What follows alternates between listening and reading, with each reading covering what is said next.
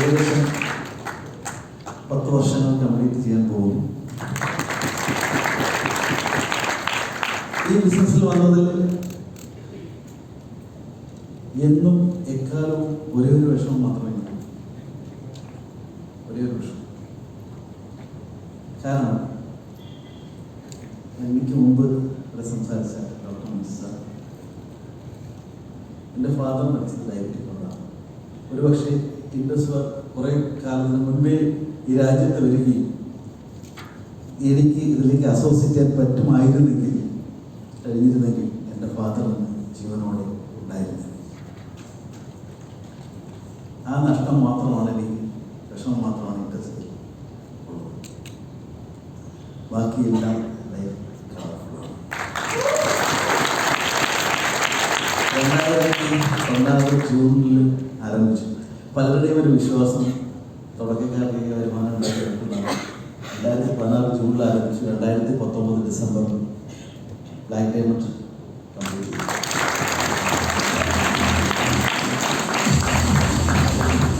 നിങ്ങൾക്ക് ഉണ്ടോ?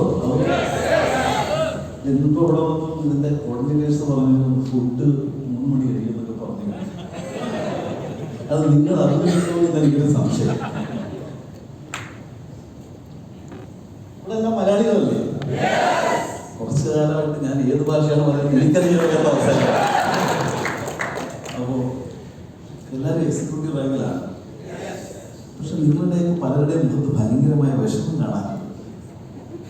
എന്താണ് ആ കാര്യം? മഞ്ജു സാർ പറഞ്ഞു കേരളത്തിൽ വന്ന് ജീവിക്കണം എന്ന് പറഞ്ഞു. ഈ നമുക്ക് അഭിമാനത്തോടെ പറയാൻ പറ്റുന്ന ചില കാര്യങ്ങളുണ്ട്. ലോകത്ത് എവിടെ പോയാലും ആരുണ്ട് മലയാളികൾ. പണ്ടൊരിക്കൽ ചന്ദ്രനിലേക്ക് ഒരാൾ പോയി. ഉണ്ടായിരുന്നു. ചന്ദ്രനിൽ ചെന്ന് നോക്കിയപ്പോൾ ഒരാൾ ചായ നടന്നു. അപ്പൊ സംസാരിച്ചപ്പോൾ പുള്ളി തമിഴനാണ്. അപ്പൊ പറഞ്ഞു ഞങ്ങൾ എവിടെ പോയാലും ഈ മലയാളികൾ അവിടെ ഉണ്ടാവുമെന്നാണ് കേട്ടത്, പക്ഷെ ഇത് തമിഴിനെ കണ്ടു.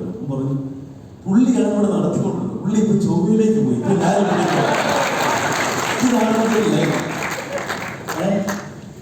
അപ്പൊ എന്തിനും മുന്നിൽ ആരുണ്ട്? പക്ഷെ നിർഭാഗ്യവശാലുള്ള കാര്യം പറഞ്ഞു, ഈ പണിയെടുക്കുന്ന മലയാളികൾ മുഴുവനും കേരളത്തിന് പുറത്താണ്.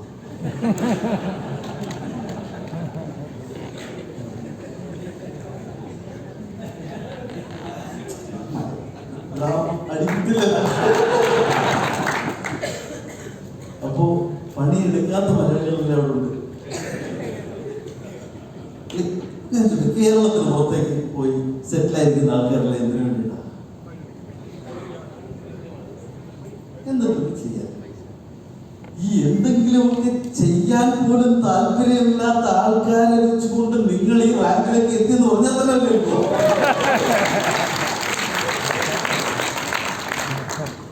സത്യമാണല്ലേ? നിങ്ങളുടെ ഏറ്റവും വലിയ വിഷമം നിങ്ങളുടെ ടീമാണ്. ഇപ്പോൾ പലർക്കും സംശയം തോന്നിട്ടില്ല. ഡോക്ടറെ പലരും പല ചോദ്യം എക്സിക്യൂട്ടീവ്, ഞാൻ അടുത്തത് എക്സിക്യൂട്ടീവ് പറ്റുള്ള സ്റ്റാഫ് ഇപ്പോഴും പലരും ചോദിച്ചുകൊണ്ടിരിക്കുന്നത് പ്രോഡക്റ്റ് കഴിക്കാമോ കോഫി കഴിക്കാമോ? പ്രോഡക്റ്റ് വിൽക്കാൻ താല്പര്യമുള്ള എത്ര പേരുണ്ട്?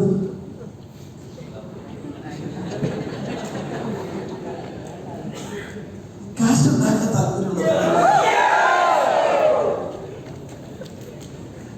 ഞാനൊരു സത്യം പറയട്ടെ. ഹലോ, ഇതിൽ ഡയമണ്ട് ആവാൻ എത്ര പേർക്ക് താല്പര്യമുണ്ട്? പകുതി ഡയമണ്ടോ? ഒന്നെങ്കിൽ ഫുള്ള്, ഇല്ല. Okay, thank you. ഡയമണ്ട് ആവാൻ താല്പര്യമുണ്ട്. ചെറിയ ടിപ്പ് പറഞ്ഞല്ലേ, ഈ ലോകത്ത് പണം ഉണ്ടാക്കുന്നവർ വിൽക്കുന്നവർ അല്ല, വിൽപ്പിക്കുന്നവർ ആണ്.